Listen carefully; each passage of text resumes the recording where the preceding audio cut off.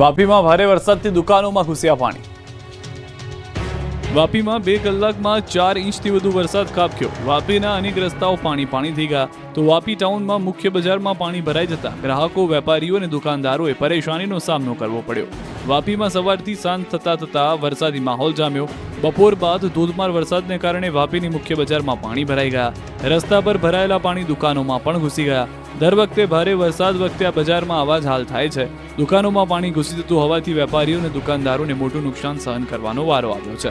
આ તરફ તાપી જિલ્લામાં છેલ્લા 2 દિવસથી છૂટોછવાયો વરસાદ વરસી રહ્યો છે. એક સપ્તાહના વિરામ બાદ જિલ્લામાં વરસાદી માહોલ જોવા મળ્યો. બીજો રાઉન્ડ શરૂ થતા ચોમાસુ ડાંગરની રોપણી કરતા ખેડૂતોમાં ખુશી વ્યાપી. જિલ્લામાં વ્યારા, ડોલવણ, વાલોડ સહિતના તાલુકામાં છૂટોછવાયો વરસાદ વરસ્યો.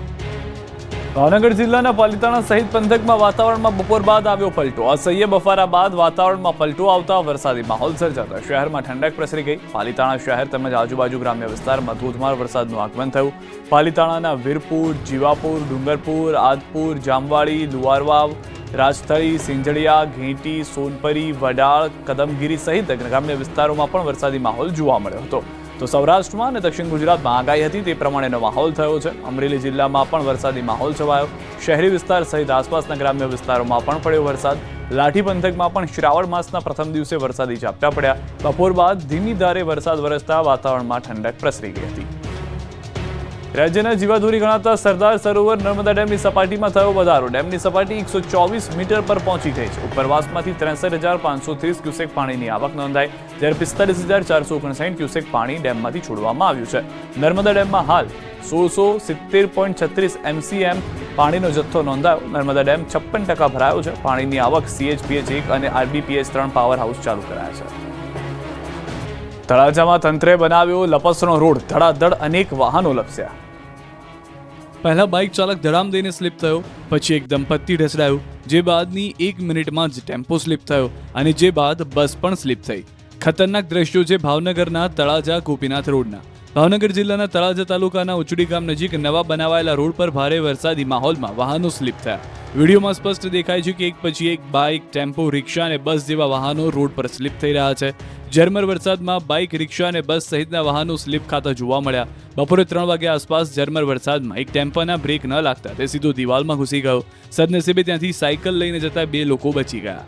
એક રિક્ષા પણ સ્લીપ થઈ ગઈ તો બસ પણ સ્લીપ થઈ, દિવાલમાં ઘૂસી ગઈ. દરરોજ અનેક લોકો આ રીતે ધડામ દઈને પડે છે, ત્યારે લોકો આ રોડ પરથી નીકળતા ડરે છે. લોકોએ તંત્ર સામે ગંભીર બેદરકારીનો આક્ષેપ કર્યો છે. સાથે જ તેઓએ માર્ગ પર તાત્કાલિક કોઈ પણ પ્રકારની રફ સપાટી બનાવવાની માંગ પણ કરી છે. વહીવટી તંત્ર તરફથી જો ઝડપથી પગલાં લેવામાં નહીં આવે તો વધુ મોટી દુર્ઘટના સર્જાઈ શકે છે.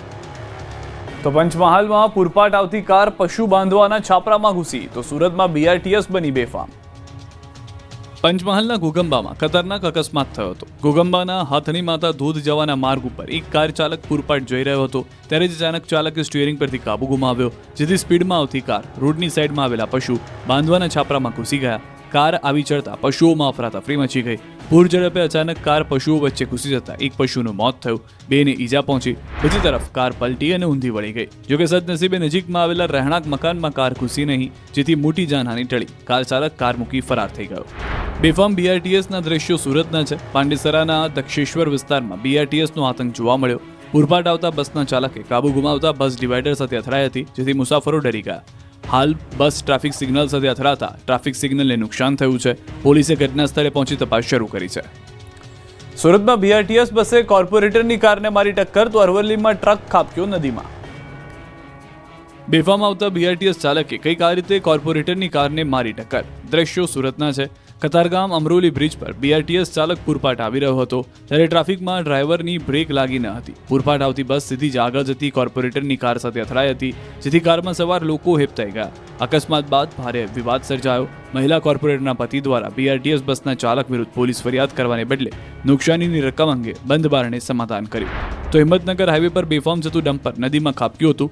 અરવલ્લીના ધનસુરાથી હિંમતનગર હાઈવે પર પૂરપાટ ડમ્પર જતું હતું, ત્યારે આગળ જતી કારને બચાવવા જતાં ચાલકે કાબુ ગુમાવ્યો હતો. જૂની શિણોલથી નવી શિણોલ વચ્ચે ઢાળ પરથી ડમ્પર પાછું પડીને ક્રેશ બેરિયર